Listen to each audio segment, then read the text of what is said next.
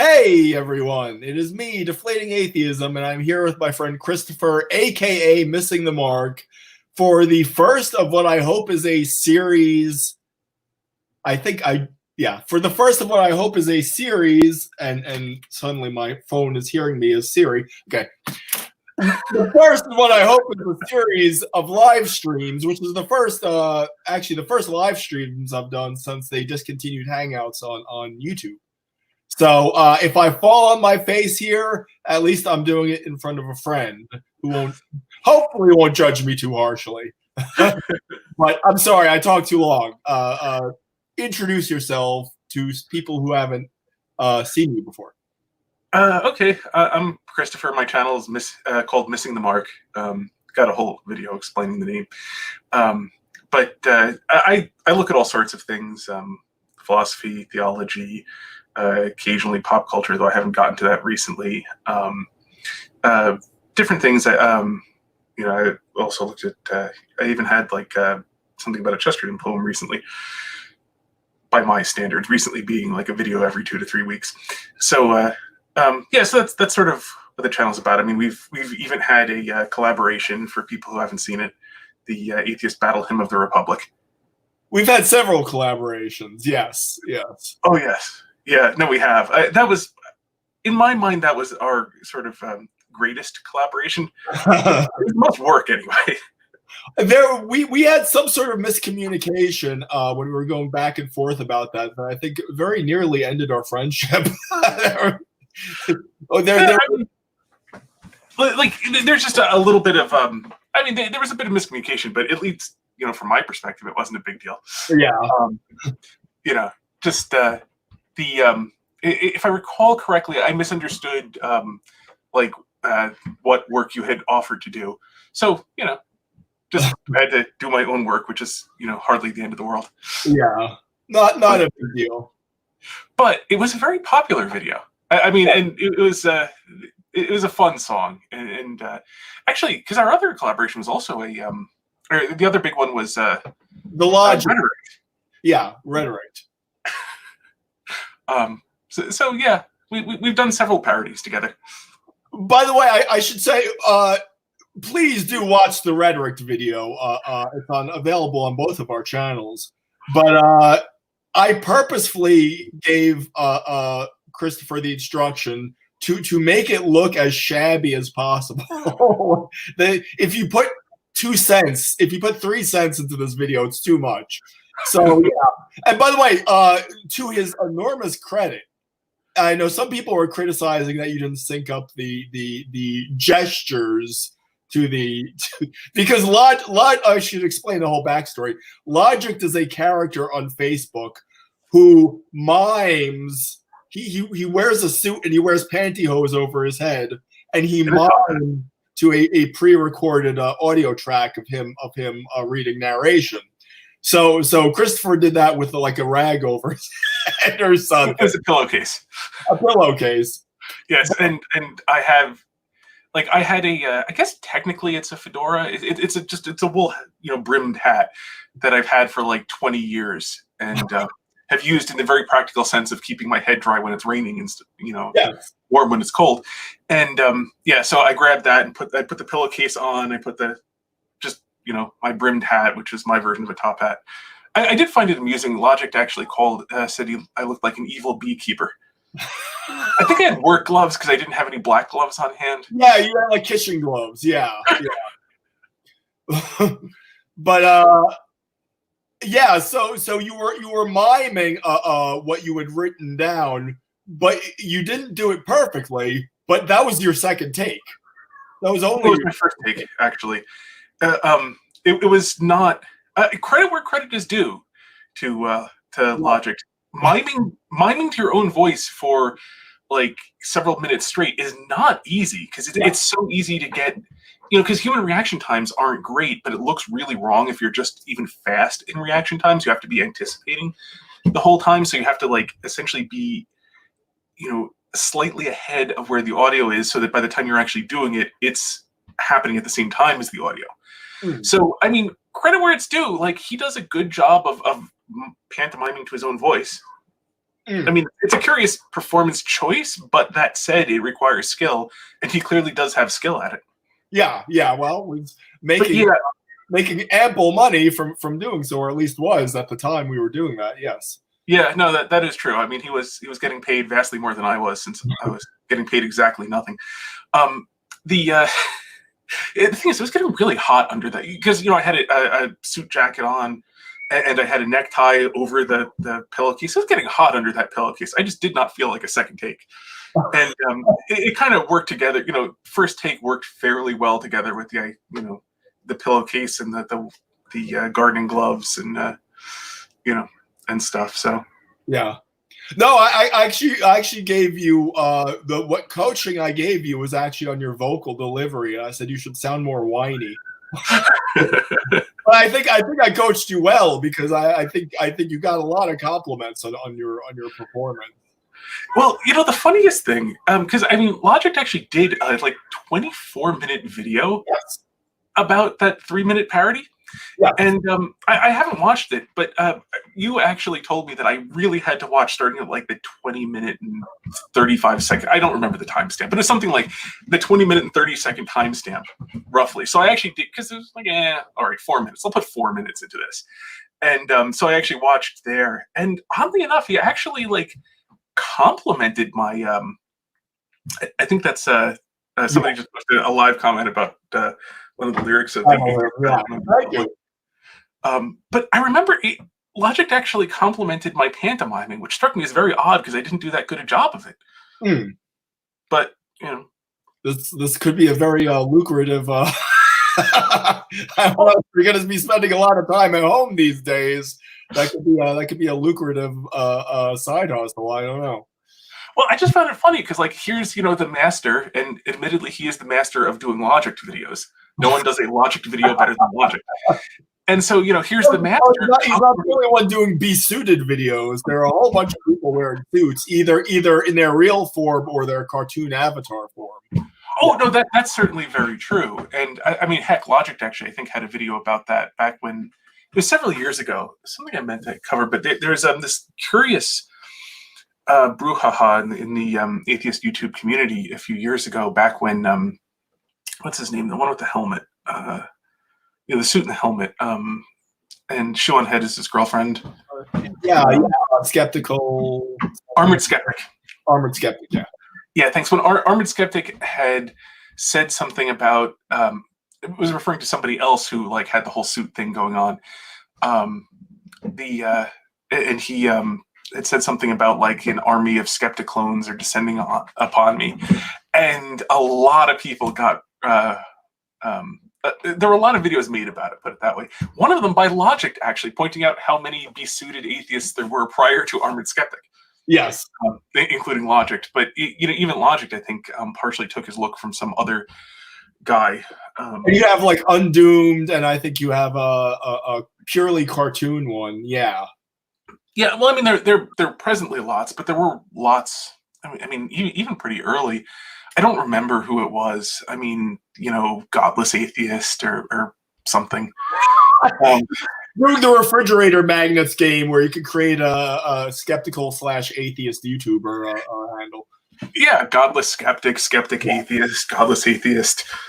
And then you can always put your hobbies in there. Yeah, I remember seeing a godless hiker once on I think it was Twitter. My favorite was always the godless Iowan. There's nothing more to say about him. He's godless and he lives in Iowa. And the term godless always struck me as pretty funny in and of itself. It's like saying you're gluten free or something. It's there's gluten out there, it's just not around here. So God might exist, it's just not here. Okay. Yeah. Well, I mean, to be fair, I think it's in that tradition of taking a term that had been used as an insult and then using it proudly to describe yourself. Yeah. Yeah.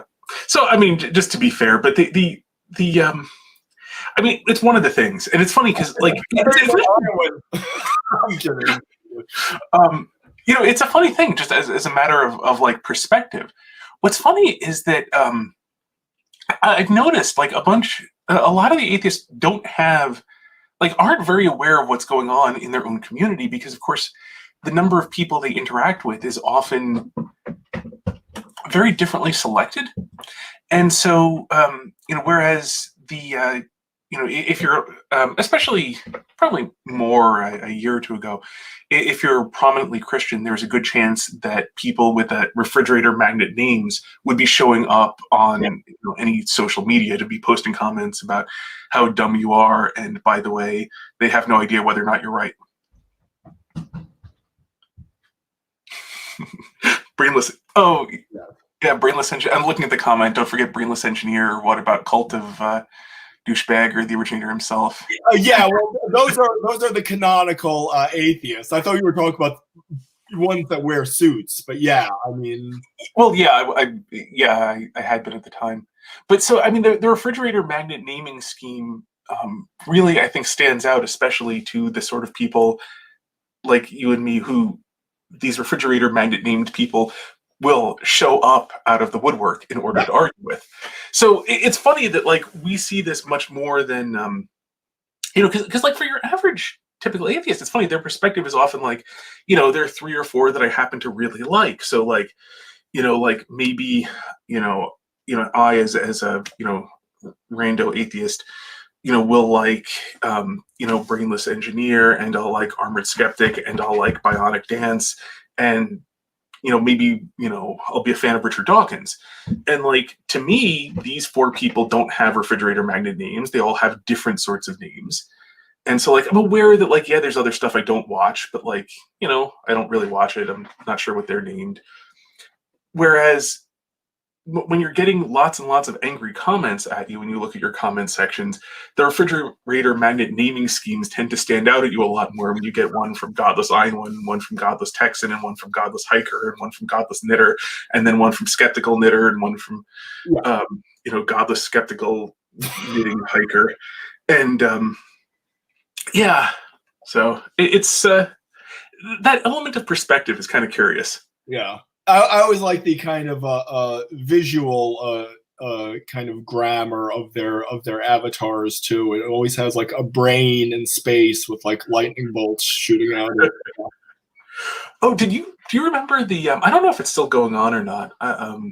I've done a much better job of curating my Twitter feed and spending less time on Twitter.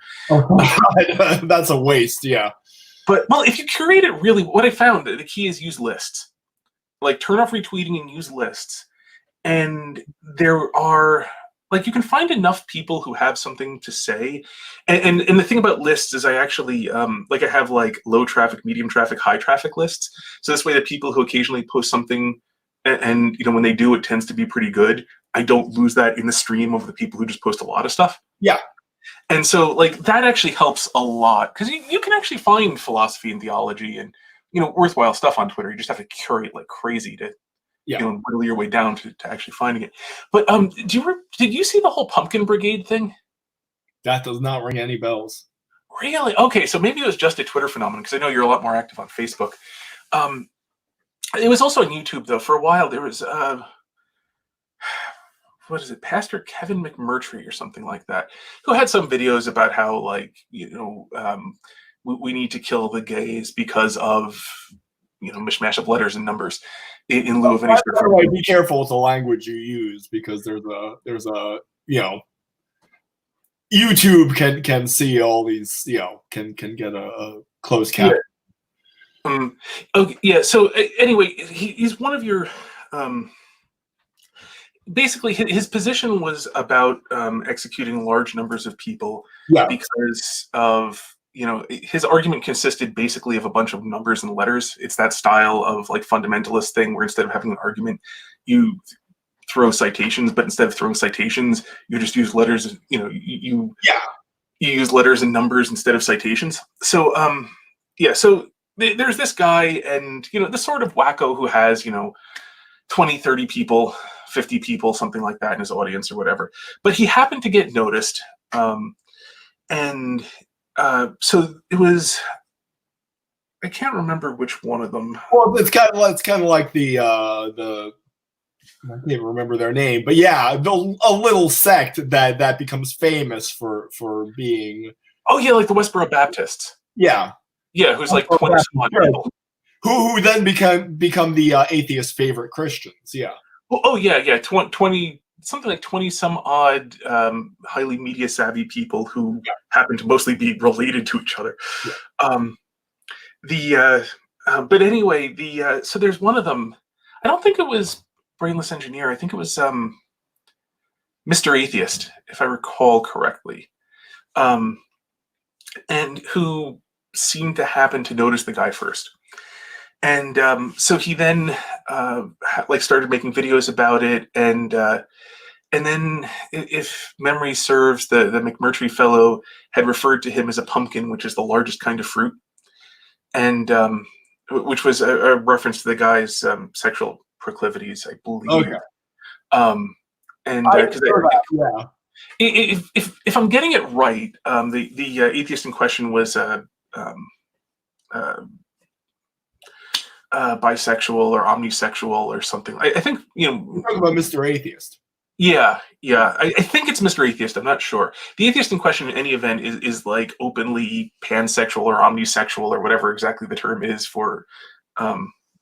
He's not real picky, and and so the McMurtry fellow called him a pumpkin, which was the largest kind of fruit, as a clever sort of slur, I suppose. And so then this atheist, who I think is Mr. Atheist, went and ran with it and started like using a pumpkin. And then they also started this campaign where he and a bunch of his atheist YouTuber friends posted videos where they were saying that they're not claiming that that Pastor McMurtry is sexually attracted to pumpkins, but there are allegations, and he needs to make a video addressing this. Yeah.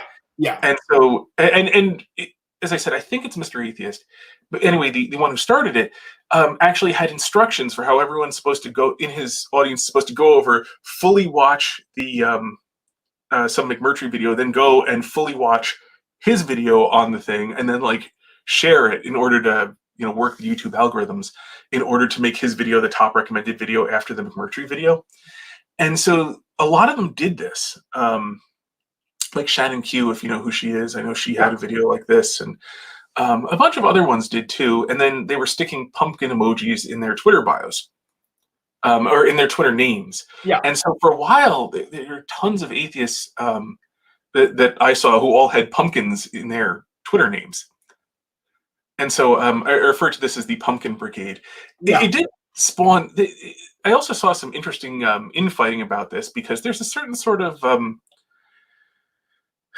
group dynamic involved, which many atheists are in theory against having such group dynamics, because each one of them is, of course, a free thinker who thinks entirely for themselves, and by pure coincidence sounds exactly like everyone else. Exactly.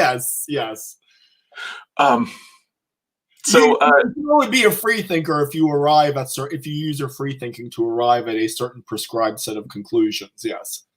Right, and you don't necessarily need to do any thinking to arrive at those conclusions to be a free thinker either. It's really the conclusions that matter, not the thinking, as far as I can tell. Yeah. So I mean, it was kind of funny, because like it was basically like it had all the dynamics of the like stereotypical small town group think church that they so hate. Yes. I also think that they're because Mr. Atheist, if that is indeed who you're talking to, he has a huge YouTube following. So he knows how to work the algorithms or whatever. He has like 200,000 followers for being, I think, a relatively new channel. So he's doing okay. I mean, I kind of have to admire him just for that. But I think they're grateful to have a sort of new atheist quasi-celebrity after the skeptical movement tanked and after atheism tanked. I think they do kind of, as a Cult of Dusty said, he's trying to make atheism great again. So I think they're kind of glomming onto him, because he is kind of a kind of breakout star, if you will, of atheism at a time when they really desperately need it. Not too many people are thinking about atheism, which was kind of what I'm planning with this. I do want to get back to addressing atheism, but like right now, especially in quarantine, I don't think it's really occupying much people's mental real estate. Probably not. Probably not. There is just a small thing, not to drag us to, but there is a really curious dynamic actually that does really favor novelty over longevity in the atheist community. Well, I mean, okay, there are multiple dynamics, and one of them does favor longevity, which is the sort of synthetic friend aspect to YouTube, where since YouTube can be so personal, it's easy to like sort of emotionally relate to somebody in a YouTube video that you see over and over again over time, as if they were an actual friend. And so like some people will have that where you have like essentially synthetic friendships where the friendship never hits, or at least very rarely hits rocky ground because you never have any fights because you don't talk to each other. Yeah. And you can feel betrayed. You can definitely feel betrayed, but yeah. That's true. But you can never say something. And well, I mean, I guess you could post a comment, but by and large, you're not likely to say something which offends, the YouTuber because you're in a bad mood one day and then like have to deal with the consequences because like whatever you say, they can't hear you because you don't have a microphone. Yeah. I'm speaking loosely of it. You can post comments, get into fights, and they can say things that really piss you off, etc. You're entirely correct. So there is that, and I think like most channels will have some element of that. Like Bionic Dan still has like of the 20,000 subscribers she had a few years ago, she had like 2,000 people watching, but like some of them were just really, really, really long term. And I think the synthetic friendship explains it because the other major thing you see with the atheist channels is since by and large they're purely negative. Yes. That is to say, in theory, somebody like Bionic Dance, all she has to say is that she doesn't believe something yet. Yeah. That's not much to say. Like there aren't many ways of rephrasing that. I mean, she does, interestingly enough, as far as I can tell, because she puts out like 2 videos a week, in theory, all of which are stating that she doesn't yet believe somebody. But you know that there are like 53 different flavors of not believing? So well, no, that's true. But for gender identities, there are more every day, Oh yeah, there are. But the big point being, over time, you're basically going to exhaust somebody saying, I have yet to be convinced by what you've said. Yes. And like, I mean, there's a lot of appetite for that. The world has its frustrations, and then you go to the same thing each time, etc. Familiarity, just emotional refreshment, etc. But like each person's way of saying, I have yet to believe the arguments presented to me, or I've yet to be convinced by the arguments presented to me, is going to grow stale over time since there's nothing to add to that. And so new faces are going to say it in a different way, which will provide some amount of novelty. In contrast to somebody like, say, Bishop Barron, where like, I easily enjoy watching Bishop Barron's videos because they're all on something different. Yeah. Because the man has a positive position. He's got things to say on a large variety of subjects, and he's got interesting things to say because they're not all, I have yet to believe in something. They're all things like, this is true, and if this is true, and this is true, we can see this other thing that's true. Shilly Billy here says, the problem is how do you build, much less sustain a movement based on a negative claim? That's a good point. Now, there's a very obvious point to be made here. And can you, the viewer at home, guess what the point I'm about to make is? Is that I myself have a channel based on being negative, on rejecting things. The channel is called Deflating Atheism. Yes, but see, there's a benefit, though, which is, your channel is in English, and a double negative is a positive. In our language. See, if you're in Spanish, you'd have trouble. But see, in English, it's your negative is negativing a negative, which is implicitly positive. So, I mean, there is a benefit you have in that regard. I mean, the thing is, you're by being against atheism, you are arguing in favor of God, and there are implicit things that come out as a result of that.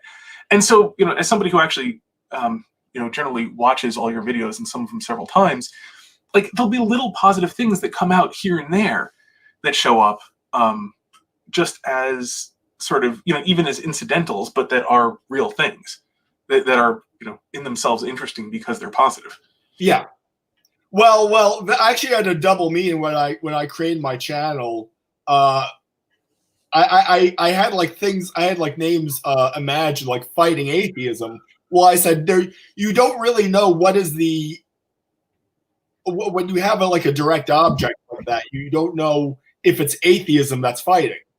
So I didn't want to have something like that. So I had deflating atheism. And if you read it one way, it says gerund. It's like an atheism is deflating.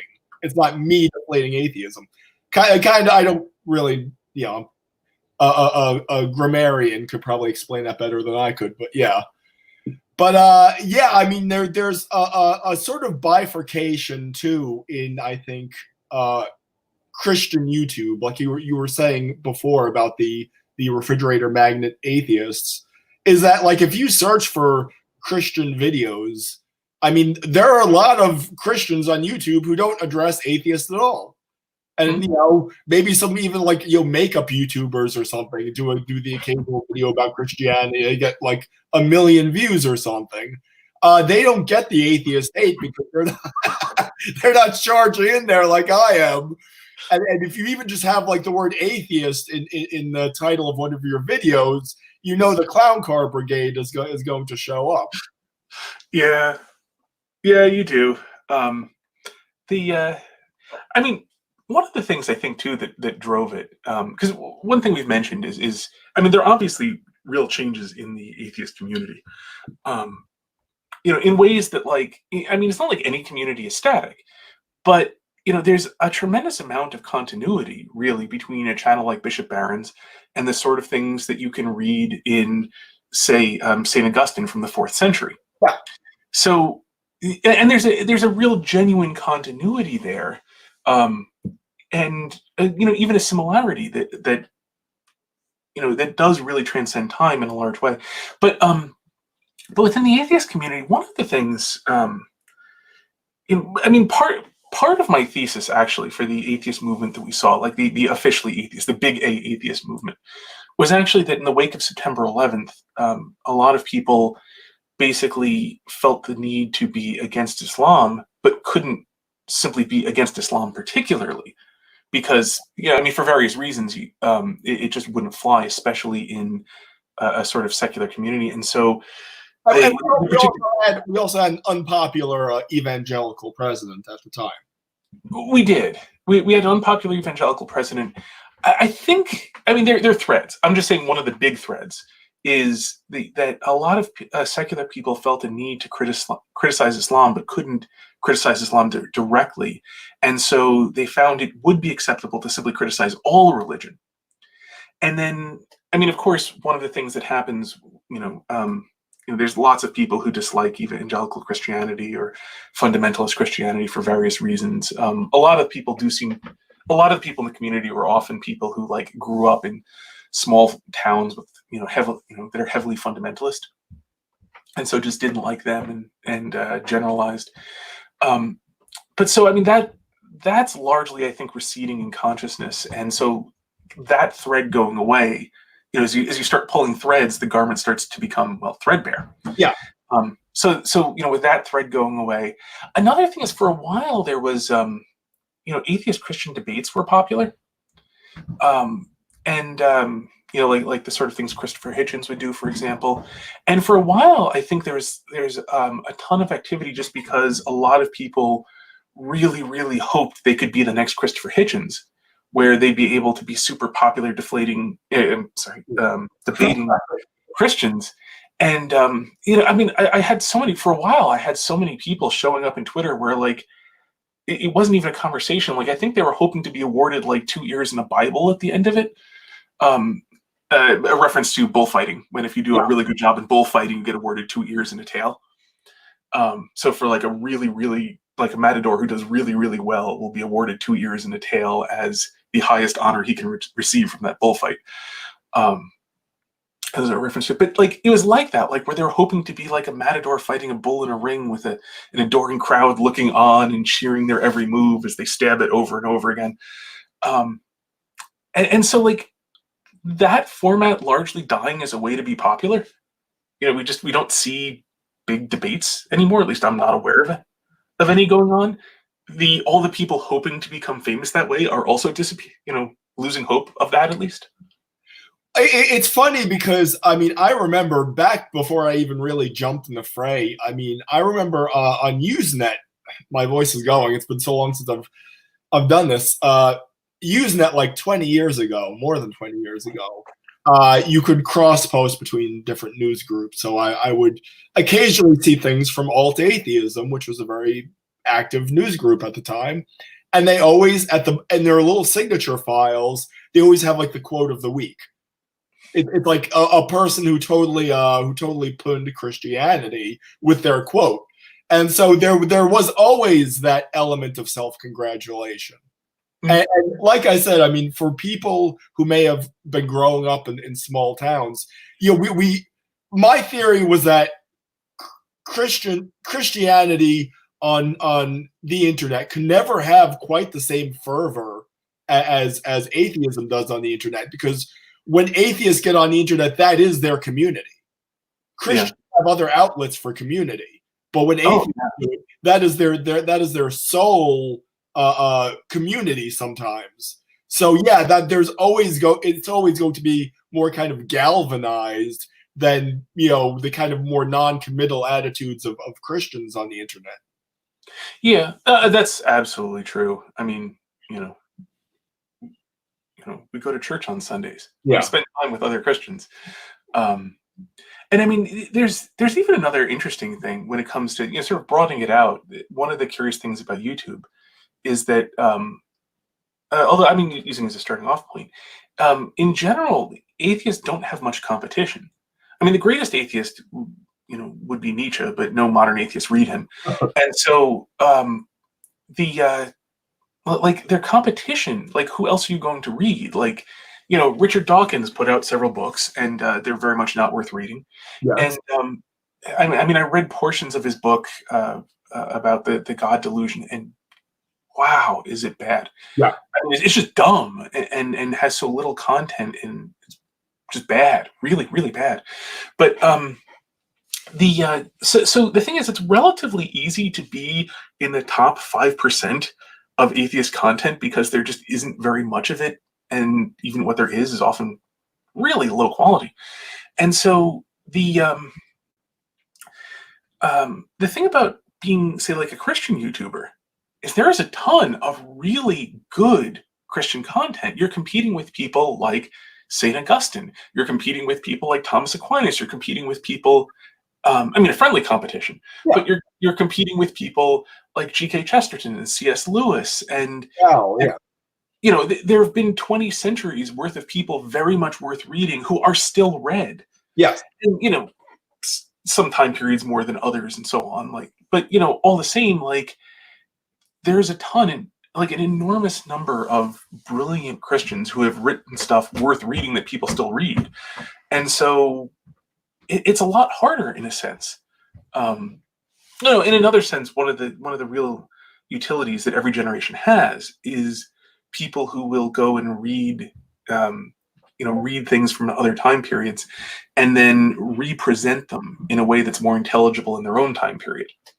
And so, Aristotle wrote great philosophy, in 2,300 years ago, but he's needed people, every 50.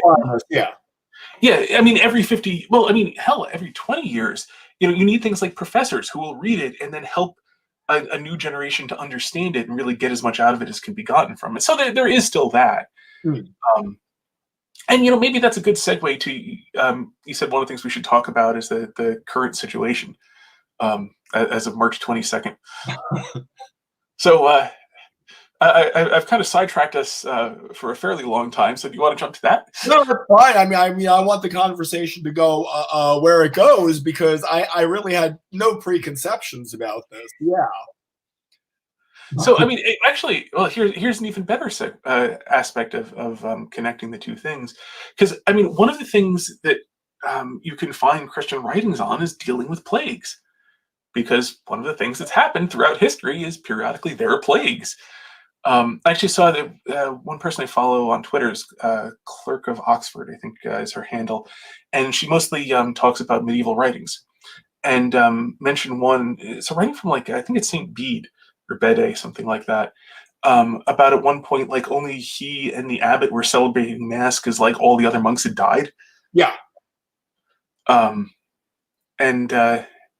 Yeah, so it's not certainly without precedent, but it hasn't happened in our lifetime and not in our parents' lifetime, but it is periodic through history. Yes. Yeah, it's I mean, we stand a much better chance. Well, it's funny how much technology is a two-edged sword, because of course, vastly fewer people would be affected if we didn't have air travel. Yes. On the flip side, we also have things like, like tests and respirators and masks and things like, when people go into respiratory failure, you can use a machine to breathe for them until they've recovered enough to take it over again, and so vastly more people survive than would have otherwise. So it's interesting. Technology media to tell people to self-quarantine and to wash their hands to Garth Brooks. That's all very helpful. Yeah, no, it's true. I mean, the word can spread at least as fast as the disease can, which is also a major help as well. So, I mean, it's interesting. Technology is always a two-edged sword. When it comes to these things, that like elements of technology have made it much better. Elements of technology have made it worse as well. Probably, I mean, my bet is on balance better. Yeah, I agree. But yeah, you're right. It's interesting to be living through a time that doesn't exist in living memory. Yeah. But I mean, even our grandparents never lived through anything like this. As pointing out to a friend, the Spanish flu was 102 years ago. Yeah. So, like, maybe if you can find somebody who's 106, he might have a memory or two from when he was 4 years old. I was going to tell you an interesting factoid that you may know, but I guess that's not really relevant here. Afterwards, I'll tell you. But yeah, so I mean, I kind of had the idea that I'm going to use this downtime to try to have more of these kinds of discussions with people, get new people into the fray, because I have a backlog. Like I told you in private messages, I haven't watched an atheist video in ages. But actually, that's not entirely true. But I do have like a backlog of like 24 videos I've been meaning to make. Which if I make them now, I don't think anyone would be interested in watching them, because I don't think people are really thinking about atheism right now. Maybe as this drags on, maybe they'll want to watch something that rewards patience or something, or they might just be so bedraggled by it they don't even want to think about it at all. So I don't know how this is going to go. But well, I think reactions will vary greatly, like depending on, and depending greatly on how much people are hunkered down versus anxious. I mean, one thing that's interesting from a psychological perspective is the way measures have been coming out periodically. So like, at first it's things like canceling giant events with hundreds of thousands of people. Yeah. And then it's, and then the next measures, and then the next measures. So with the like increasing measures marching on, one of the effects that has is training people to expect that there will be more. Because I mean, if every few days something happens, you start to expect, okay, in a few days something's going to get even worse, and then something's going to get even worse a few days from that. So that's a recipe very much for not being in the mood to think about anything long term and only focusing very much on the short term. I think once things stabilize out a little bit like that, in the sense of when protective measures, like when there stop being like new protective measures, new restrictions on things, new shutdowns, and stuff is either stable or positive, that we're going to get much more to the bored phase of it, where people just want to think about something other than. That's where people like me. That's where people like me benefit. Yeah. Enough. Now watch my YouTube channel. Yeah, I mean, I know my my publisher's been running Silver Empire, who publishes the murder mysteries. I wrote the second one's coming out soon, and so I don't want to. I'm only mentioning the second one's coming out soon because I don't want to overstate how many I've written. But anyway, the I know he's running a he started a book club. Interesting sort of thing, kind of analogous to the way Audible runs, but for books. Yeah. And it's a pretty neat idea, and I hope it works out because it's got some real nice aspects to it for everyone involved. But anyway, I know he's been running he's got like a promotion code based on COVID for 1 month free during social distancing. Yeah. And been occasionally posting social distancing, giving you nothing to do here, buy a book. So yeah, that definitely is something on at least some people's minds that that once we hit the board stage, I think it's going to be that aspect of when, because as I said, I think we've been trained to expect things to get worse right now. That's what I say. I mean, you're assuming that there's a gap between the board stage and the armed marauders going door to door stage. Yeah, I mean, when civilization gets to the Mad Max, I think again it's still not. People still won't be in the mood to watch videos about about neckbeards. Yeah, well, it's true. It was amusing the thing you said that at that point the neckbeards will all be praying anyway. So yeah. Well, that's something I've noticed, and I don't think that they're doing it to be clever or ironic or anything. But I've heard so many atheists say that when their airplane hits turbulence, they start praying. I believe it. I don't think that's a joke. I think they're genuine. Yeah. Yeah. The Bishop Barron actually had an interesting video. He was talking about this is a year or two ago, where he was talking about it was Pew is the people who do all those religious surveys. He was talking about a Pew poll and like the number of there's overlap. There's overlap between people who identify as an atheist and people who believe in God. Well, yeah, that's like 5% of atheists believe in God or something like that. Yeah, that one's just that one's funny. Yeah, but this was more about the it's something like possibly a majority of atheists pray. So, and I mean anyone can do a conditional prayer. Yeah. This may be something like report having prayed in the last, X time period or something like that. But, not praying regularly on a schedule. Like I don't think a lot of atheists, say 5 Hail Marys every day. But yeah, it's, so, I mean, there's that. But that said, I mean, I do very much expect there to be at least a gap between social measures and bands of marauders. I mean, nothing else is actually something a friend pointed out to me. One thing America has a very long history of is social disobedience when it comes to rules, the wisdom of which is not entirely obvious. And so things like there's still businesses running right now, and so attempts to say, for example, attempts to say which are the critical businesses and which aren't, will always be wrong because our supply chains are so complex. So, I mean, just to give a trivial example, suppose you say that, it's important that people can still buy Cheerios because we need food. Well, okay, but then you need, cardboard manufacturers to be making cardboard and plastic manufacturers to be making plastic so you can have the plastic bags, and you need ink so you can print the stuff. Yeah. So it's possible to know what's inside the box. And then you need the trucks that are running, and you need truck parts, and you need motor oil, and you need gasoline. And then you need all of the stuff that makes the gas stations actually continue running.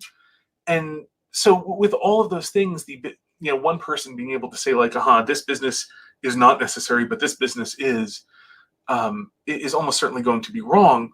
But also the ability to enforce all this is going to be very, very minor, because the police are going to have better things to do than going around from business to business checking to see who's open and telling them to stop working. Yeah. So one of the things is, when people know that somebody else needs them, there's a good chance they'll just show up and work anyway. Yeah. If it gets to the point that there's enough social unrest, I mean, just release the quarantine, because we're basically doing this for the benefit of the elderly and infirm. So I mean, if there's much of a price to it, then I just release the quarantine. Yeah, well, I mean, if you're starting to get, and actually China's in that, I believe, at least I heard. I don't know whether or not this is accurate. The only trustworthy China, yes. Well, but they're getting to the point where they're running out of food, and they need to ease up on the quarantine so that people don't start starving to death. Yeah. So, I mean, given, just using the principle of embarrassment, I suspect that's probably true, because they wouldn't lie about running out of food to make themselves look good. But that said, the other thing, the really tricky part about this, and from what I understand, part of why there's such a big, it's not just about the elderly, because a lot of people, young people, might go into respiratory failure. The thing is, young people going into respiratory failure are very likely to survive if they have supportive treatment, things like respirators to breathe for them for a day or two, until their immune system, fights the virus off enough that they can take over again for themselves. Well, they still have lung damage. Yeah, you might have lung damage, but the point is you'll be alive if you have that sort of supportive care to breathe for you for a day or two. The problem being is that if the medical establishment gets overwhelmed and you can't give that supportive care, your death rate goes from anywhere from 1% to 3%, is I think what typically is seen, can skyrocket much higher, so that anybody who goes into respiratory failure just dies from it. Yeah.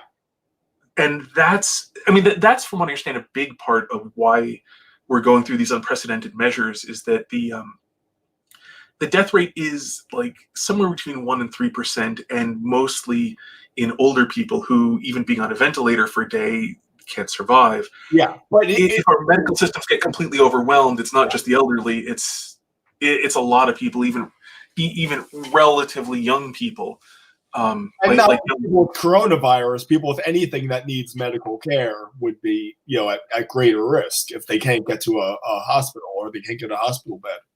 Yeah, that's also true as well. So that it's so it's not just the elderly, but yeah, I mean, if you do get to the point where food production and delivery may shut down, then at that point, yeah, it's time to stop with quarantining, because you face much higher death rates just from everyone starving to death, because most people don't live anywhere near food these days. So if you can't truck it in, a large majority of the population would die. So I mean, I think, and the thing is, and one of the nice things, just since we're both Americans and speaking about America in particular, is there's a lot of sense distributed amongst the population about those sorts of things, at least on an intuitive level, about what's really necessary, and encoded in attitudes that you will see amongst people of I'm going to keep on showing up to work until everyone's dropping dead around me, because some people have a sense of how, and that's not the people who are running nail salons. Yeah. That's the people with jobs that are much more integral to having a functioning society. And so one of the reasons I don't think we're likely to see bands of marauders is because, culturally speaking, there is the quarantining and whatever you want to call it, social distancing, is going to be selectively obeyed and selectively enforced in a way that will keep society functioning. Yeah. So, I mean, I do think there's, ultimately, very ultimately, the only thing to do is to trust God. And, how long have we been given to be on the earth? None of us knows. And in all circumstances, we're supposed to be prepared for today being, our last day. Yeah. The parable of the rich man, who had such huge harvests, he thought, wow, this is great. Let me tear down my barns and build more, and then just, live the life of luxury for years to come. And, fool, this very night your life will be required of you. And, store up therefore treasures which, treasures which will last in heaven, and not earthly ones that will perish. Yeah. So, I mean, I think there are very good reasons to be sanguine about the not falling to the point of widespread starvation and bands of marauders. But at the same time, for any given one of us, we could die tomorrow just, being hit by a truck that's going to restock the grocery store. So, it's something in all circumstances, like, you need to not be too optimistic, even in the best of circumstances. So. Yeah, well, I've been impressed. I mean, not from anyone I've encountered in real life, because I have no real life. It's basically I in my apartment or in the woods. So those are my friends, or the woodland creatures, basically. But yeah, what I've noticed on Facebook, I've been kind of heartened by the humor most people have taken this with, except for those who have a particular political axe to grind. Otherwise, I think they're dealing with it with an impressive amount of humor. But that said, like I would have said like 6 months ago that we were all suffering from end of the world fatigue. There are so many promised apocalypses that failed to materialize. I think we're all kind of fatigued. I think especially when you get like into your 30s. And you've survived enough ends of the world, you just kind of get over it. But yeah, this is a once in a century kind of occurrence. It is. So it's kind of a wake up call. Yeah, no, it is. And I mean, I think there's an interesting aspect that I suspect you're right, that I mean, one subject of discussion I've seen, and it's kind of an interesting one, is how society is going to change after this. And I mean, one thing, of course, is that everyone will have larger stocks of toilet paper running, but that'll be a thing. 50 years from now, kids will wonder, like, why is it that Grandpa always has 100 days of toilet paper no matter what? And Grandpa will say, well, I'll explain it to you. For the 14th time, and the kid will say for the 14th time. But anyway, but it is interesting to contemplate that things like the Chicken Little industry, otherwise known as cable news, will have a much harder time. I think talking about how everything is going to be the end of the world to people who've lived through society shutting down for a while. Yes. So, I mean, I think there's that. It's also interesting, too. Like, this is probably a really, really, really bad time to be a professional hot take purveyor. Because, like, this is, it's a really easy time to lose friends by opening one's mouth. Yeah. And, it's, so, I mean, there's, because I'm seeing things like friends who are, like, making blanket statements about, how many people they've unfollowed today. And it's businesses like that, like the talking about like having to give hot takes as if they're deeply important, as if like the things you have to say are some of the most important things anyone can be paying attention to right now. In a crisis like this, they're not, and so having to pretend that they are is likely to rub a lot of people the wrong way. Yeah. So it's gonna be interesting to see how some of the pundits negotiate that. Like a lot of times, if I see something, like this TV doesn't work, but occasionally if I'm at my mom's house or I see something on YouTube from a cable news broadcast, I see them trying to inject emotion into their copy in a way that feels really like artificial. So like I can see them like underlining certain words. It's like make a scowl here. Where the material does not warrant it at all, but they feel they have to inject that emotion into every story they report, no matter how kind of inconsequential it is. Well, the fundamental problem that everyone doing news has is that they have a schedule they have to produce on. The world produces news worth reporting on at whatever rate the world wants to produce news worth reporting on. The mismatch between these two things is the degree to which the news show needs to lie to you about how what they're saying is actually important. Yeah. So what you're describing is, I think, basically exactly that in a lot of cases, there's very, very little to say that's worth listening to. And yet they have to pretend that it's worth listening to. Yeah. And what you're seeing is it's a fundamental structural element of having a regularly scheduled news show. if you're being completely honest about it, there'd be a lot of days when you'd say like, "Hey, everyone, hope you're having a great day. Nothing worth doing here, so see ya."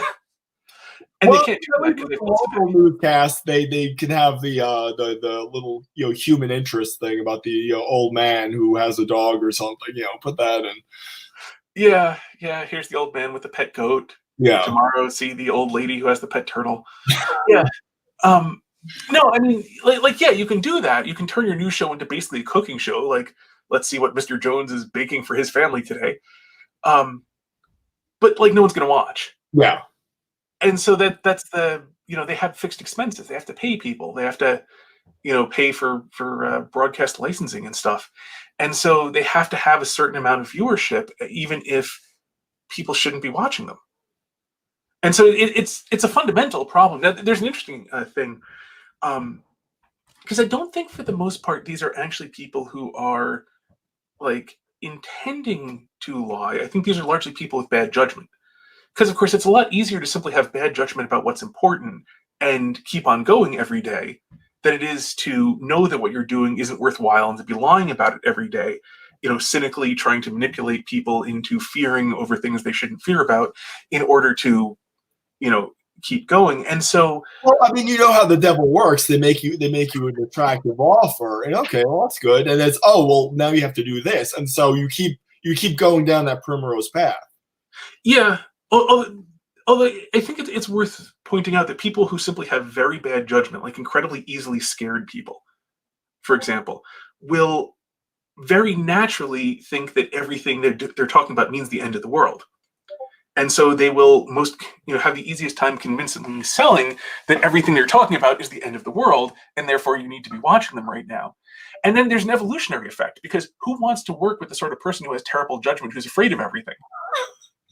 Well, other people who've got terrible, people who have even worse judgment, who are afraid of even more.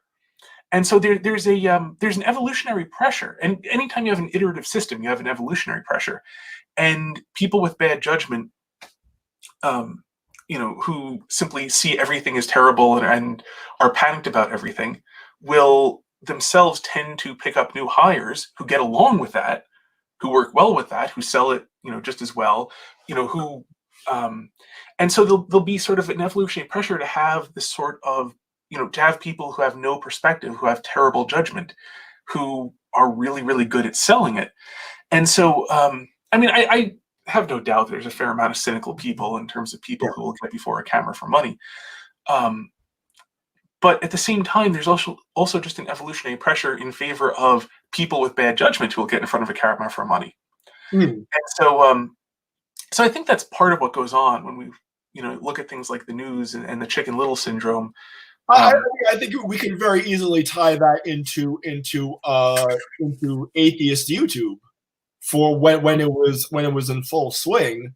I mean, if you have to get in front of that camera and say, "Oh no, religion is an existential threat to our lives. Religion is a horrible thing. It's going to cause World War III," because no one's going to watch you if you get in front of the camera in your beekeeper suit and say, I don't agree with the religion, but hey, different strokes for different folks, Yeah. You have to be apocalyptic. I mean, yeah. I actually watched a Richard Dawkins video because I was trying to find a particular quote in it, I think.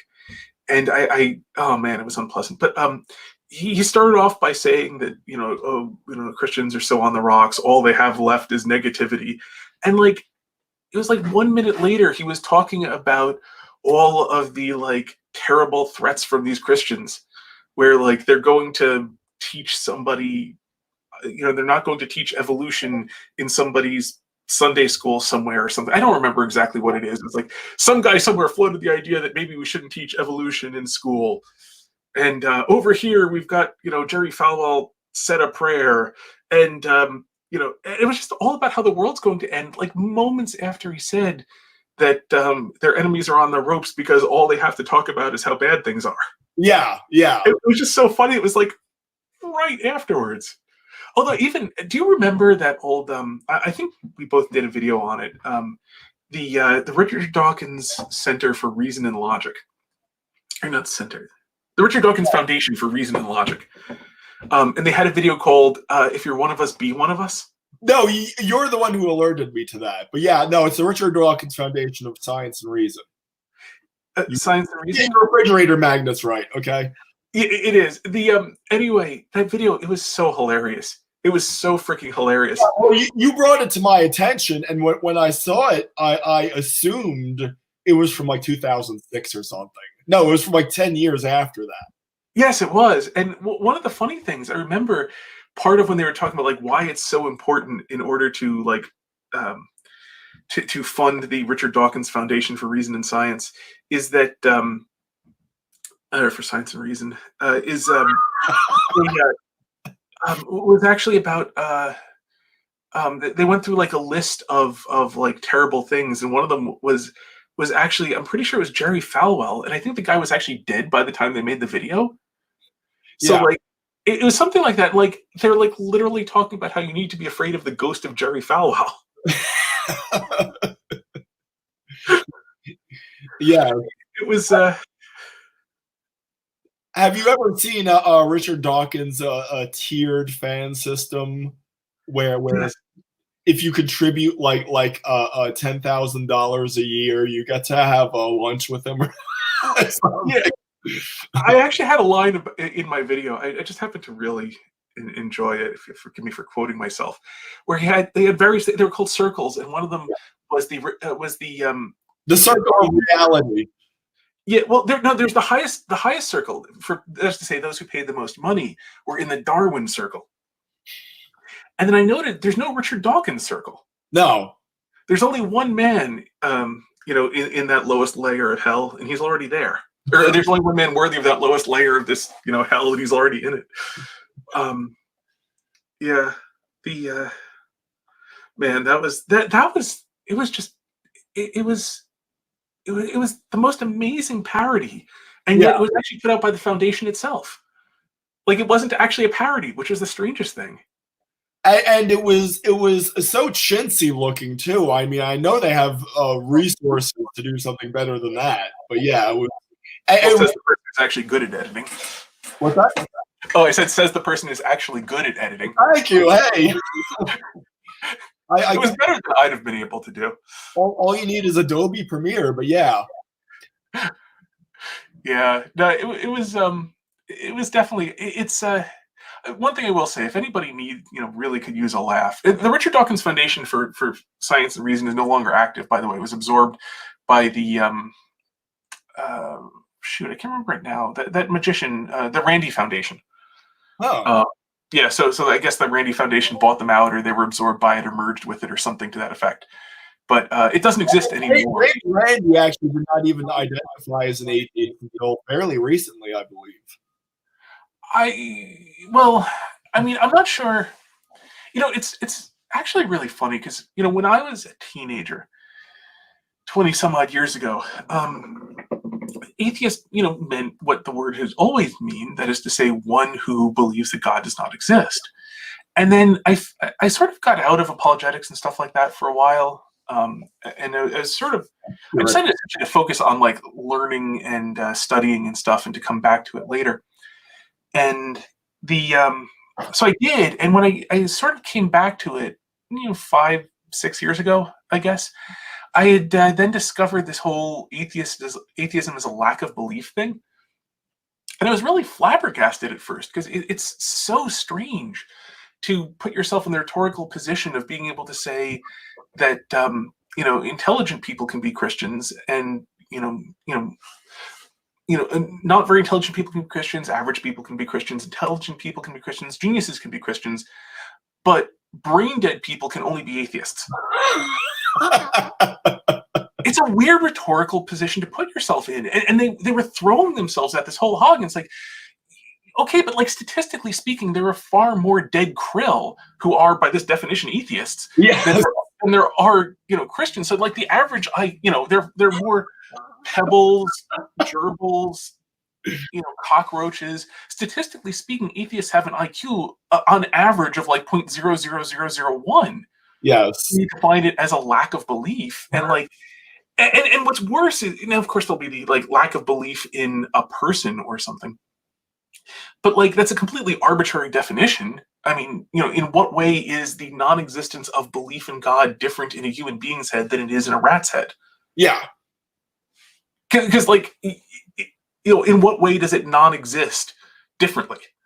Since it doesn't exist, it can't have properties ascribed to it, and therefore you can't actually describe a difference in the non-existence in these two places. Or yeah, or a tree stump. As I said, I mean, they might object. Oh well, a tree stump doesn't have the ability to have a belief, but that was never part of the. You're going to have to append your completely ad hoc definition if you want to then include that. There's actually a worse problem for them too, because at that point, they're then presuming they're capable of believing in God. But how do they know that? How do they know they're not, for example, mentally defective in some way? Yeah. So they would have to be able to, in order to then qualify as an atheist, if you qualified it with a lack of belief in an entity capable of believing, they would then have to prove that positive claim they're capable of believing in God.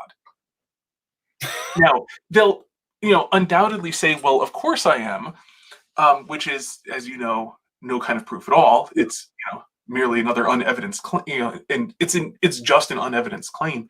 And so the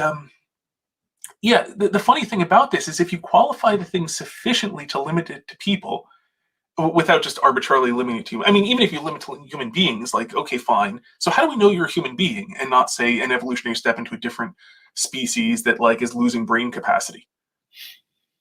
I mean, this would be, if you require any positive aspect of this definition whatsoever, for anyone to qualify for it, they would then have to prove things that are utterly unprovable. Yeah. Because, of course, like, how do you know that a person wasn't born with genetic changes such that they're now part of a new, less mentally capable species? I mean, I'm not making the positive claim that they are. They're the ones making the positive claim that they're a member of the human race. So where's their evidence? And it doesn't matter what exactly they would want to qualify it with. Any qualification would then put any positive qualification that would limit it to human beings would have the exact same problem, that they would then have the onus of a positive claim they would have to prove in order to qualify for it. And that positive claim would never be actually provable, especially not if you use the sort of standards of evidence they tend to use. It's like, where's the peer-reviewed scientific paper finding out that you are, in fact, a human being? Yeah. I love when they throw that out in a social media discussion. I require academic sources. Yes. Well, one of the things that really shows what's going on when you see this stuff is their reaction when you apply their standards. So say to one of them who goes on about the lack of belief stuff, when I call you a liar, what I mean is that I lack a belief that you're honest. Yes. Now, if you want to provide me with evidence that you're honest, okay, I'll, consider your evidence and then almost certainly reject it. Yeah. But, go ahead and provide me with evidence that you're honest. I presently just lack a belief in it. And certainly you wouldn't want me to take this on faith, right? Yeah. They never say, good, you're learning. They never say that. Never. They just get offended. They get offended that you are applying the principles they have just stated you're supposed to apply. Yes. And that's kind of all you need to know to, tell you, like, how seriously they actually take this idea. Yeah. They don't. They never take it seriously. And it's actually something I discussed in one video. It's a curious dodge that's a result of a historical accident. Because basically atheists are descended from materialists in the late 1800s. And the thing is, a materialist in the 1800s had a relatively straightforward definition, which was that all that exists is matter and its interactions. The problem is that's obviously false. Modern physics has completely destroyed that idea. And there's no actual possible way to replace it, because the moment you say, like, oh yeah, and energy fields, well, there's, and information, and yeah, then the distinction between energy fields and information, all sorts of things exist, and angels exist is essentially non-existent. And so, I mean, at least no one has the ability to actually distinguish these things in any sort of actually principled way. Yeah. And so what essentially replaced materialism was, roughly speaking, there is nothing that exists outside of a physics textbook, except for the stuff that will eventually be in physics textbooks of the future. Yes, yes. And there's no coherent way of putting any of this. And the thing is, even at the time, like, you can't prove materialism. Materialism is purely a negative claim. Because since you can't observe what's actually going on in, say, like, you know, a person when they're thinking, when they're awake and thinking, or a cheetah when it's running, there's no way to say that the only thing going on here is the physical interactions of matter. It was always an act of faith that the only thing, you know, that the physical interactions of matter explain everything. Once it becomes obvious that the physical interactions of matter don't. A priori reason for disproving the existence of the immaterial, which I don't know how you would do that. You can't. And so the, I mean, just to sort of cut to the chase, you can't. It's not possible. And so it was an act of faith, but it was an act of faith that was relatively simple at a time when immaterial forces were not understood or you know, particularly known about.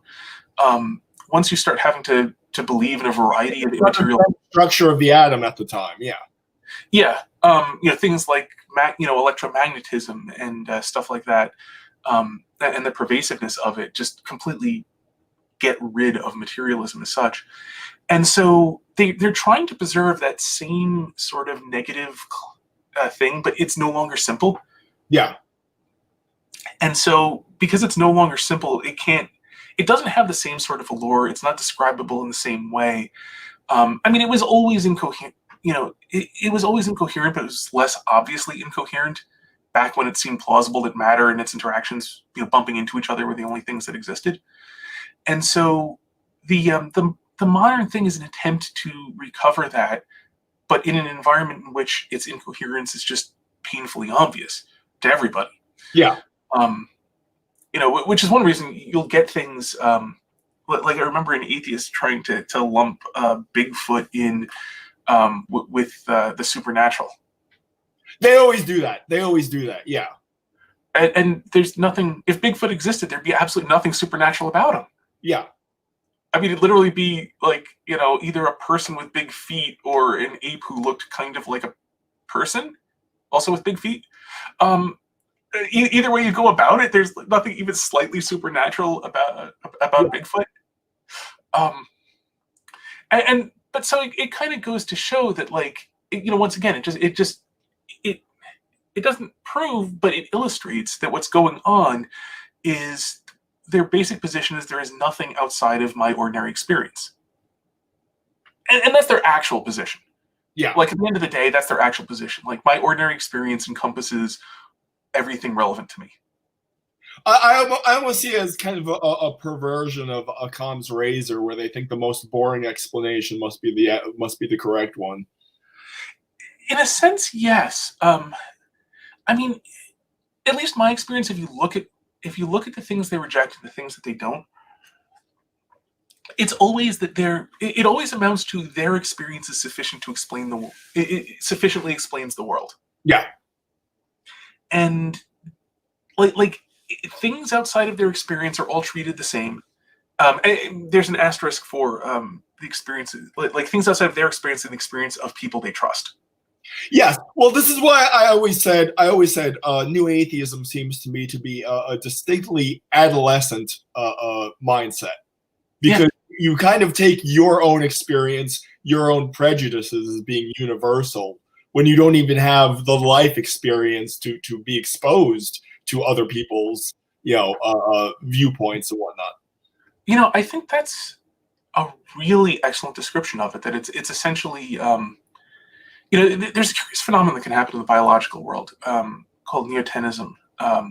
So, like, for example, there's some amphibians that can stay neotenic for arbitrarily long periods of time, which means that they remain in their larval state for an arbitrarily long period of time, or essentially their childlike state for an arbitrarily long period of time. And then when situation becomes right, they then turn into adults and are capable of reproduction, because their non-reproductive phase is essentially more durable. And so they're capable of staying children for as long as it takes until there's, you know, plentiful food and the environment's right for it. You know, and there's, you know, like, you know, for a lot of the atheists, I think you're right that they're basically like neotenic humans. They're Yeah. that is to say, they're adolescents in adult bodies. Yes. They're very old adolescents. But yeah, I think that's actually pretty accurate in the specific sense of wildly generalizing from their own experience without any sense of the limits of that experience. Yes.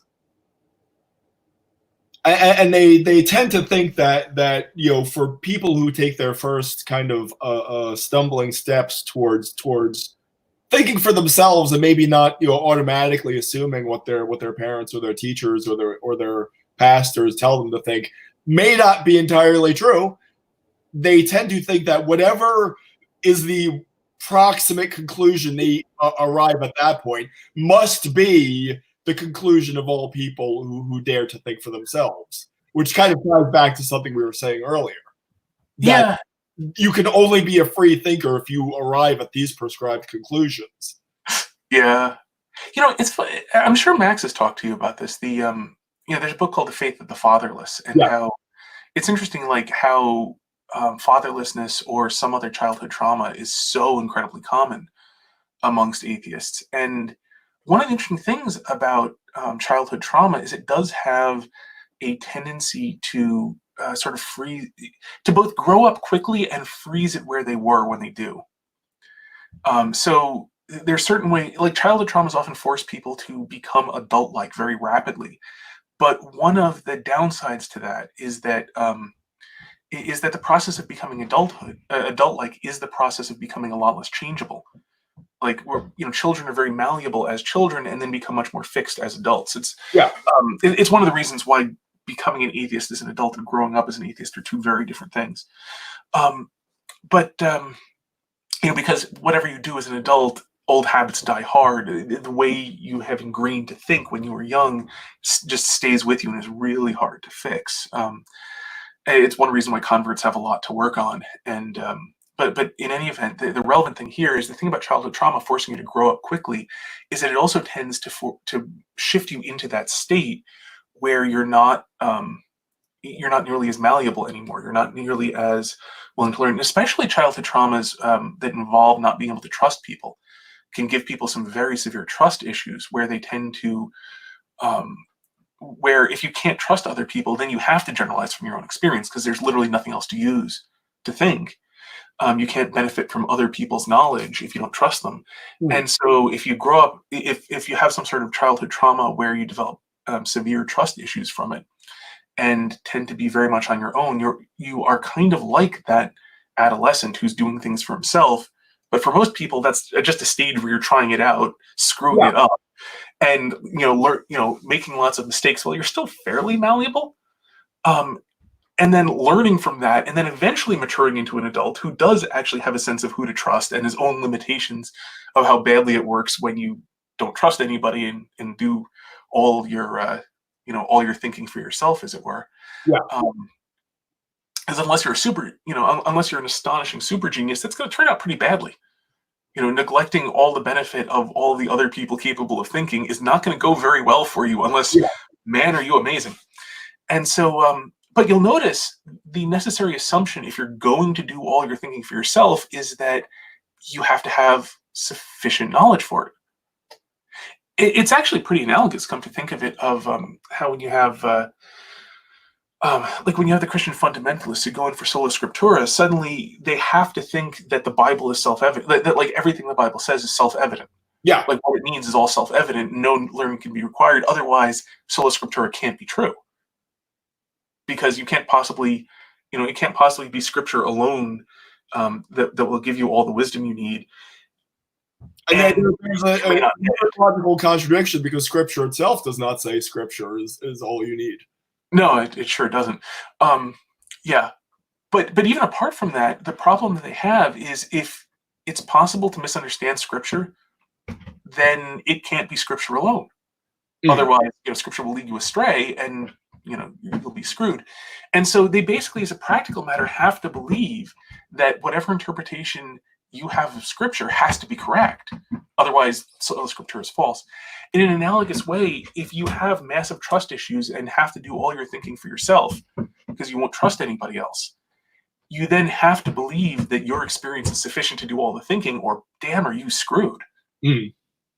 And so I think there's I don't know the precise thing to call it, but a very self-reinforcing aspect to that, where if if you have a childhood trauma that from which you develop trust issues, believing that your own experience is sufficient is almost like a necessary coping mechanism. Mm. Mm.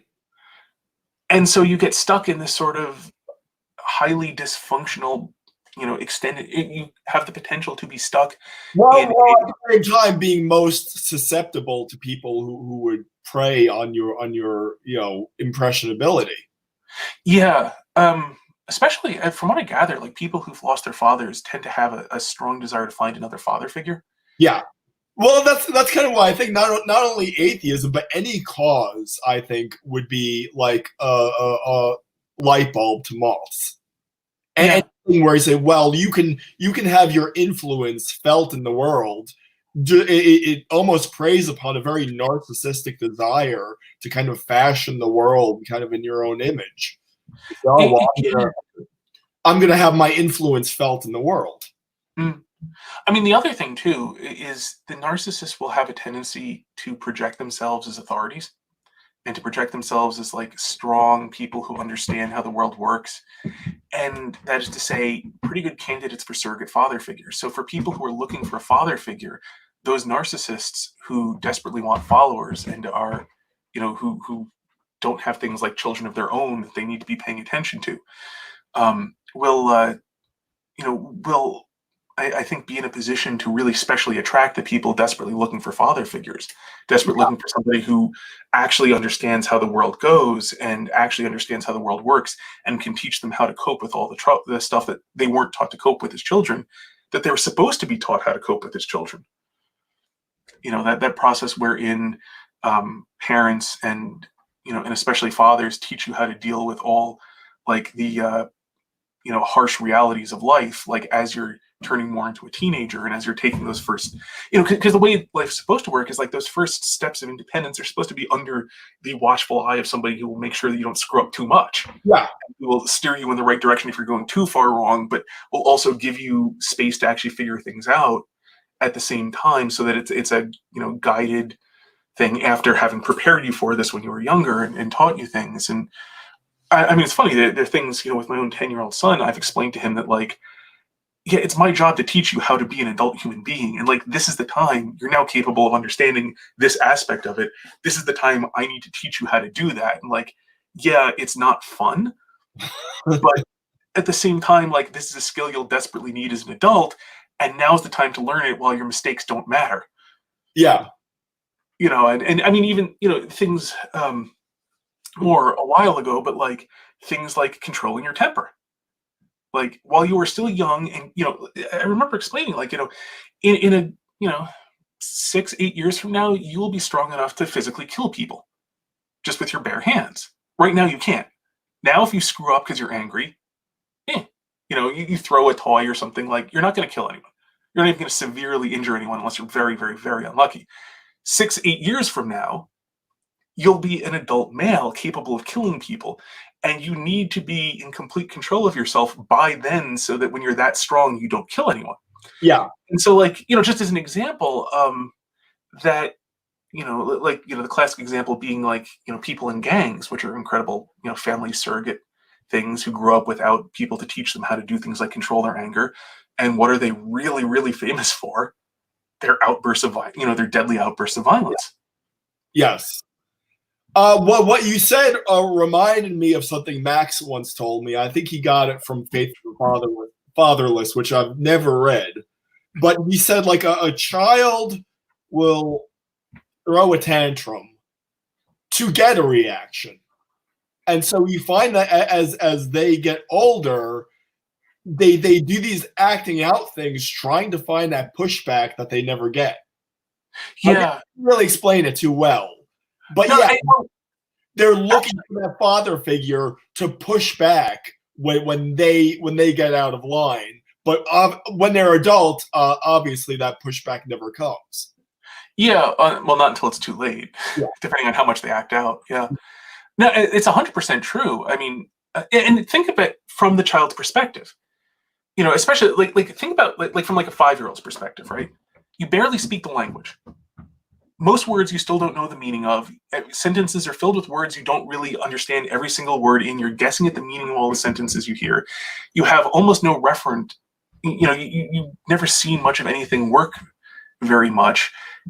Complex ideas like aren't going to make sense because you don't know to most of what the things refer. You have barely any life experience. And so like, how do you find out how bad doing something is? You can ask and then get an answer that means nothing. I mean, you won't have the words to ask, and the answer wouldn't mean anything to you anyway in abstract language. What can you do? You can try it and then see how much pushback do you get.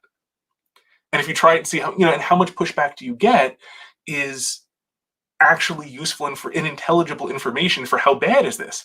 Some things like you do it and like, you know, you don't pick up something on the floor and like you don't really get much pushback. And you learn that like, okay, you should pick up your stuff, but it's not that big a deal. You hit your younger sister because you're angry and you get a huge amount of pushback. Yeah. And you find out like, yeah, hitting people is a much bigger deal than just leaving something on the floor. Now, if a parent were to say, it is far more morally significant, my son, for you to hit your little sister than it is to leave things upon the floor, they have no way to understand that. That's so kind of how I imagine you are. I just imagine you as just being overbearingly cerebral in all your interactions with your children. By the grace of God, I'm not 100% of the time. That is to say, I'm not overly cerebral with my children all the time, only much of the time. That said, like it is weird what children will understand sometimes. And like, I remember there's a TV show my son was watching because it was on where he was called Arrested Development. And good show. I'm sorry, what? Good show. If you're an adult, yes. Yeah. The thing is, it is filled with it is funny precisely because all the people involved are doing what they shouldn't. Yeah. Now, as a 4-year-old, you have no way of knowing that, and so he was starting to imitate it. I actually explained to him, these are people pretending. They're not doing real things. Other people wrote the lines, and they're pretending to do this stuff because it's funny, and it's funny because this is all what people shouldn't do. It wouldn't be funny if they're doing what they should do.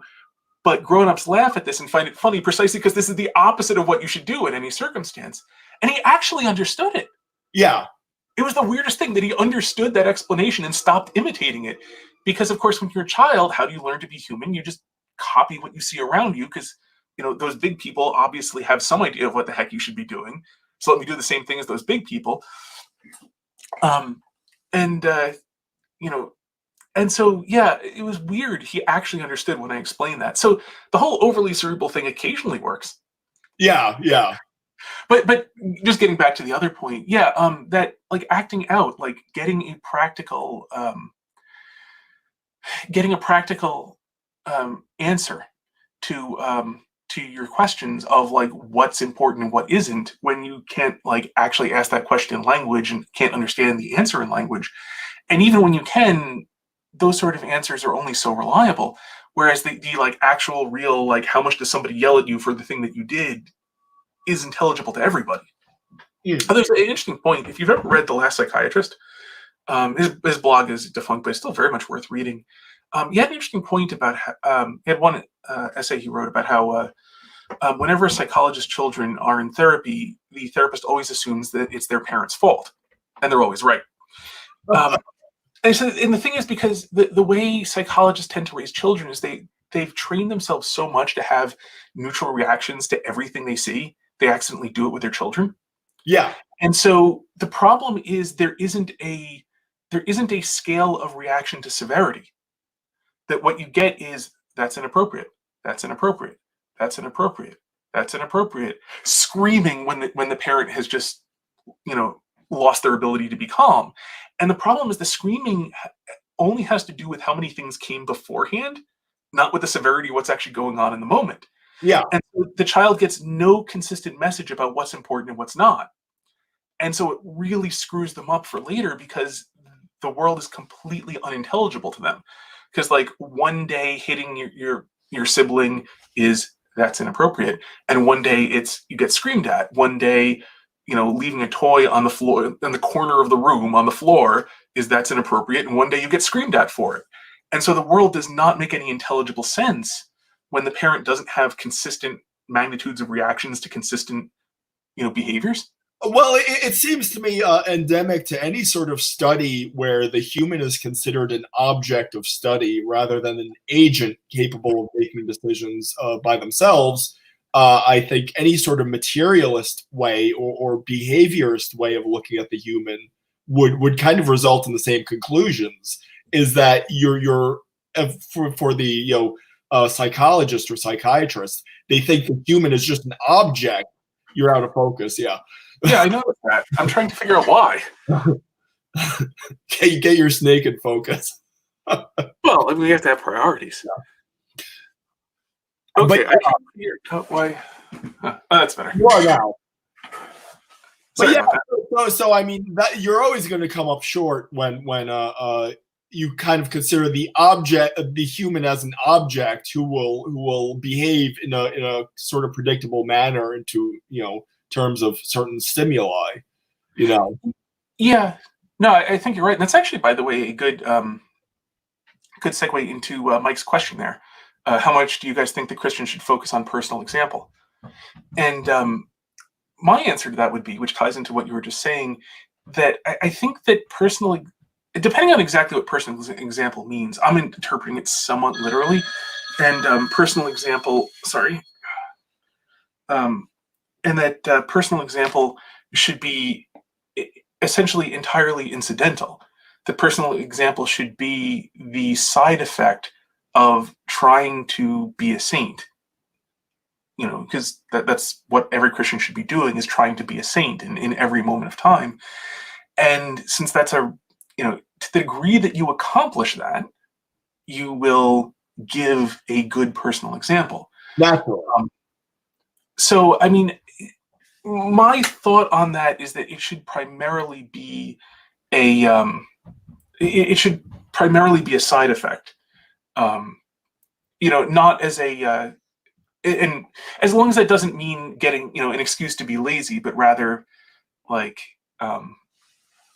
genuinely being a side effect, because the primary preoccupation is to be perfect as our Heavenly Father is perfect. Yeah. It reminds me of the verse about the person who prays in public. Yeah. Yeah. I mean, now of course you have to remember there are two contradictory verses because there's a tension. On the one hand, exactly what you said about praying in public. About the Pharisees who put their phylacteries on their head so that everyone could see and go and pray in public. But on the flip side, don't hide your light under a bushel basket. Yeah, exactly. Let your good works be seen so that people will give glory to your Father in heaven.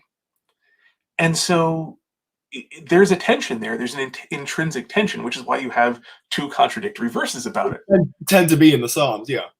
Yeah. Well, my favorite actually is the book of Proverbs. There's two contradictory verses that immediately follow each other that really highlight the tension. They follow a fool into his folly, was it? Yeah. Yeah. Yeah, do not answer a fool in his folly, lest he think himself wise. I'm sorry, answer a fool in his folly, lest he think himself wise, and do not answer a fool in his folly because I forget what it is now. He'll drag you down with him, basically. So like they're literally the Proverbs are immediately following each other. Yeah, and directly contradictory, and really highlight that incredible tension that you have to not screw up either side of. And in the same way, like I think it is. It's really hard to, on the one hand, don't let your right hand know what your left hand is doing and let your light be seen. In certain cases, things like being, letting works be anonymous. Certainly, like when it's possible to be anonymous without the action being unknown, nicely threads that needle. So like, the sort of thing where like it is, if food were left on somebody's doorstep and but it was publicly known, so like somebody lost their job and like food shows up on their doorstep in the middle of the night. Mm. Like, on the one hand, nobody would know who did it, but people would know that it was done. Like something like that. Sometimes that sort of thing is possible. Yeah. That's not the majority, but certainly that comes to mind as one way of trying to, sometimes that needle can be threaded like that. I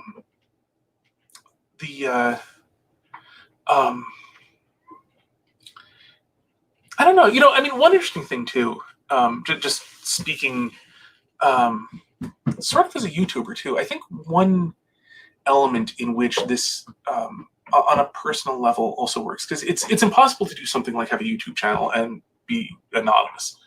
I mean, people will know you just because you're doing something and have a certain over your head. Yeah. Yeah, I mean, people may not know your home address, but like you will interact with people who have a consistent idea of who you are. Even if it's just you, even if your name was never out there and people are just showing up in YouTube comments, you could still see people praising you in YouTube comments. And given the nature of humanity and the internet, it's likely that at least somebody will. And so, I mean, one thing I think that can help in that, where like anonymity in the relevant sense of not letting the left hand know what the right hand is doing, where that's impossible, is that you can kind of try to thread that needle in certain things, like remembering always that sic transit gloria mundi, that all everyone with a popular YouTube channel, it will eventually become unpopular. And, at the very least, its popularity will wane from its highest point. And so, approaching all of those things where recognition, generalizing from here, where recognition is impossible to avoid, at the very least, approaching it as, with that remembrance that all recognition will also fade. Yeah. And so, and in some sense, even you can take it, although I suspect it's tricky, as, I'm willing to, it actually, that atheist thing, like, oh, you're only doing good deeds so you can get into heaven.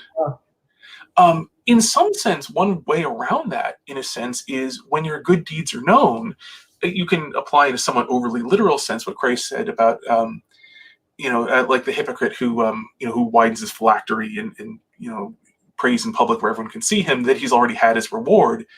That you can sort of accept in those cases where when you do good, you can't do it anonymously, as, essentially you've already had your reward and there's nothing more you're getting out. Essentially there's nothing more you're getting out of this. And so in some sense, offering up the fact that you cannot do something anonymously as a sacrifice to be made, that you're accepting the lesser good of being, publicly recognized for the greater good of doing good work secretly. And so I have to admit, I'm not following you every step of the way here. Yeah, I'm not putting it super well. I mean, roughly speaking, where anonymity can't be gotten, like essentially just mentally adjusting for the good that one does where anonymity can't be avoided, as the essentially mentally allocating that as like not doing very much. And so that can help to keep things in perspective, where you can help to keep from letting it go to your head, I think. Yeah. So okay, now I've been talking for an incredibly long time, and I don't mean to monopolize things so much. You're not ready for the 8-hour live streams. No, unfortunately, I actually have to get going real soon. It's been more than actually. Well, Mike is asking some good questions. You're doing a very good job of answering them. So I'll just make this the Missing the Mark show. So what do you suggest that a Christian should better do in these times of quarantine besides eating, doing exercise? How do you keep your own life in good order? Yeah, well, I mean, it's an excellent time to read scripture.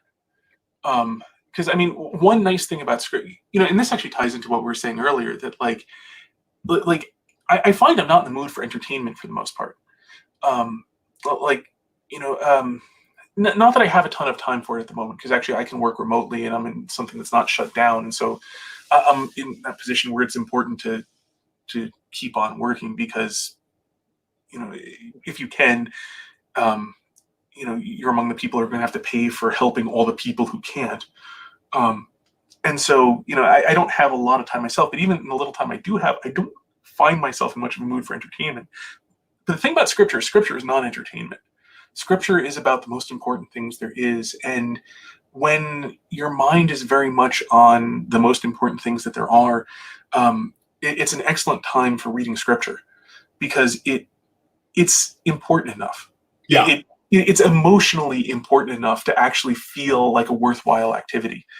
And I mean, that's not to say it's easy by any means, but at least, like, you will, if you're reading scripture, it may be hard to quiet down anxiety and to quiet down worry, but it is, at least, you're never going to feel like you're wasting your time. Yes.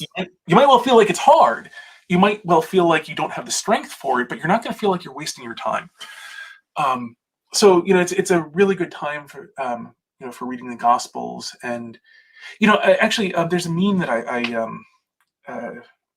made, in the sense of just that I took a picture and put the text, the text on, of when Christ said, "Which of you, for all your worry, can add 1 cubit to a span of life?" And the image that I used for that is it's from the something or other triptych, which is, the triptychs were a set of 3 images put on behind an altar. And generally one of them is the crucifixion, and it's the Grunewald triptych, I think, something like that. But it's the scene of the crucifixion, and it's Jesus looks particularly haggard in this painting. I mean, he just did a really good job of sort of depicting how haggard somebody who had just been scourged and now is on a cross would be. And it's very dark in the background. And I first saw it, Bishop Barron pointed it out. And so that's the image that I use for that meme of, which of you, for all his worry, can add 1 cubit to a span of life, is the crucifixion. That's not when Jesus said it. But I like to use that as the picture, precisely because that's that is the extreme. That's the extreme to which our Lord went. And he fully knew it at the time he was saying this. Yes. I mean, he pointed out over and over again that he pointed out from the beginning that the Son of Man would be sacrificed for many. So this was in no sense a surprise. And so that in terms of anxiety, and I've been through some. Well, I'm sorry, I have to say, it seems like you're deliberately trying to dispel any sort of "don't worry, be happy" kind of interpretation of the verse. Yeah, no, that is very fair, and it's like a time that I dealt with some significant cause for worry 10 years ago, something like that. The company that I work for, a small company, and we had changed some electronic parts because the previous ones were discontinued. And so there was like a date when we ran out of the previous parts, and if I didn't have the new stuff working by then, we literally didn't have a product to sell, and the company would fold. And so, in a real sense, everybody's jobs were relying on me actually doing my job, and it was a lot of pressure. And so, I mean, one of the things is I actually, at the time, I actually had the ability to go to daily mass, and I was doing that a bunch. Obviously, that's not available now. But it's something that I found is that it's, the worse the time, the more you need to focus on, or to work on being able to redirect your attention. The praying becomes very hard and becomes a lot of an exercise of seeing how many times your attention wanders and then pulling it back, and wanders and you pull it back, and wanders and you pull it back. And the thing about that struggle is, over time, it does help. Like, it does help to calm you down. It does help to give you the strength to deal with it. But like, there's actually a quote from a cyclist. I remember when I was in grad school, a teacher had this in his signature.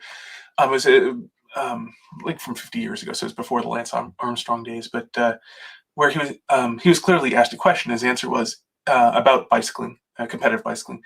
It doesn't get any easier. You just go faster. Yeah, yeah. And there are a lot of things in life where that's precisely the way it works. It's not like it gets any easier. You just get better at it. Yeah.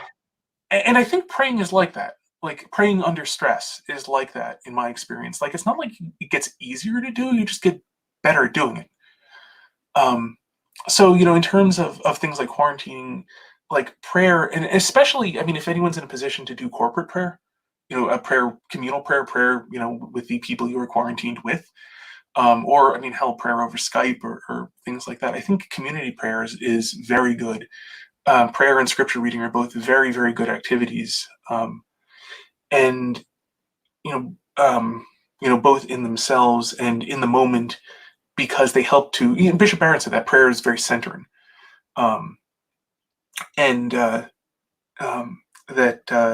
because prayer is focusing on the most important things and drawing yourself, and opening yourself to God, the most important things. And so I think that's another one where prayer is very important. And especially when it can be shared with people, it's all the better because it helps them as well as yourself.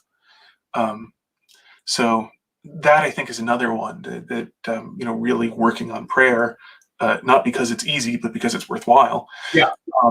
And scripture. So do you want to take the next one about opinion on attending mass via radio or the internet?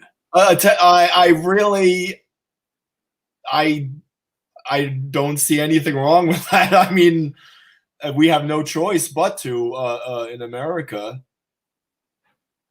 Yeah. Oh, yeah. I don't know generally. I know in Italy, public masses are shut down. I don't know if there are dioceses or exceptions here. I know, my diocese has suspended public masses, so there are no options for going to mass where I am. I